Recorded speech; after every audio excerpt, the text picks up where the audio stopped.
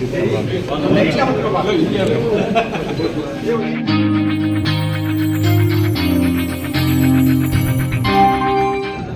பார்த்தாலும் கஞ்சா போட்டுட்டு 2 வயசு குழந்தை முதல் தமிழக வாக்காளர் பெருமக்களுடைய அன்பான வேண்டுகோள். 2 வயசு குழந்தை உடம்புல ரத்தம் வருது. எந்த இடத்துல சொல்ல முடியுமா? ஸ்டாலின் முதலமைச்சருக்கு பதில் சொல்லுவாரா? 70 வயசு குழந்தை, நான் பேசல, 70 வயசு குழந்தை, 70 வயசு பெண் மானபங்கப்படுத்தப்படுறாங்க. என்ன காரணம்? கஞ்சா, போதைப் பொருள். சொத்து வரி கூட்ட மாட்டோம்னு சொல்லி ஆட்சிக்கு வந்தீங்களே, சொத்து வரி கூட்டினாங்களா இல்லையா? உங்க வீட்டுக்கு நீ சொத்து வரி கூட்டி கேட்டீங்களா இல்லையா? மின் கட்டணத்தை இன்னைக்கு கூட்டியிருக்காங்களா இல்லையா? சரி, 2 மாசத்துக்கு ஒரு மின் கட்டணத்தை 1 மாசத்துக்கு கொண்டு வரணும்னு சொல்லி ஆட்சிக்கு வந்தீங்களே, செஞ்சீங்களா? அரசு ஊழியர்களுக்கு ஓல்டு பழைய ஓய்வு திட்டம் கொண்டு வந்தாங்களா? என்ன காரணம் சொல்லி இதெல்லாம் கேட்கதான் இன்னைக்கு அவங்க வந்திருக்காங்க. இந்த கேள்வியெல்லாம் நாங்கள் முதலமைச்சருக்கு பதில் சொல்ல முடியுமா?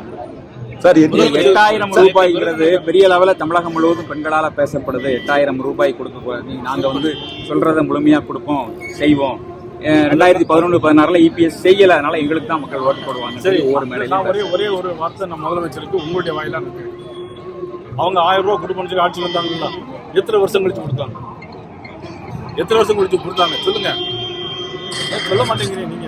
இந்த கேள்வி எல்லாம் நீங்க விருதுநகர்ல பேசுற முதலமைச்சர் என்ன சொல்றாருன்னா, காமராஜர் எரிக்கை பார்த்தவங்க கடுமையா பண்ணிட்டு போயிருக்காங்க. அதே மாதிரி என்டிஏ கூட்டணி தமிழகத்துக்கு எதிராக எல்லா வேலையும் செய்யுதுன்னு ஒரு விமர்சனம் வைக்கிறார்.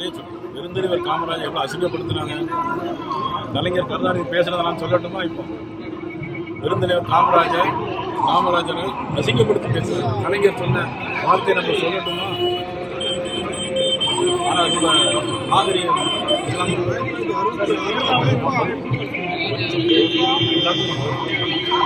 ஆனால் காமராஜர் ஏசியில் உட்கார்ந்து நாங்கள் ஏசி போட்டு கொடுத்தோம் தீர்க்காரங்க சொன்னாங்க. இதெல்லாம் சிந்திக்கலையா? காமராஜருக்கு மெரினா கடற்கரையில் கேட்டாங்க. அவங்க என்ன சொன்னாங்க? முன்னாள் முதலமைச்சருக்கு மெரினா கடற்கரையில் இடம் கிடையாது. நாங்கள் மழையோடு காத்துட்டு இருந்தாராம். யாரு?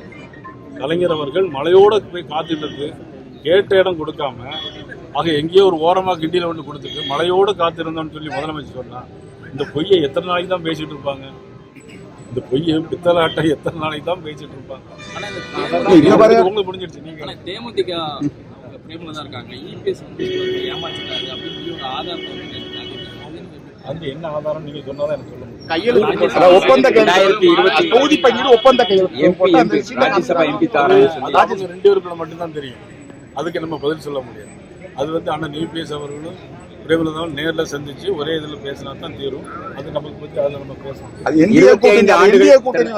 அவங்க 2 பேருக்குள்ள தனிப்பட்ட பிரச்சனை. அது என்டிஏ எத்தனை தொகுதிகளில் வெற்றி பெறுவீங்க? நாங்கள் நிச்சயமா 200 தொகுதிக்கு மேலே வெற்றி பெறுவோம்.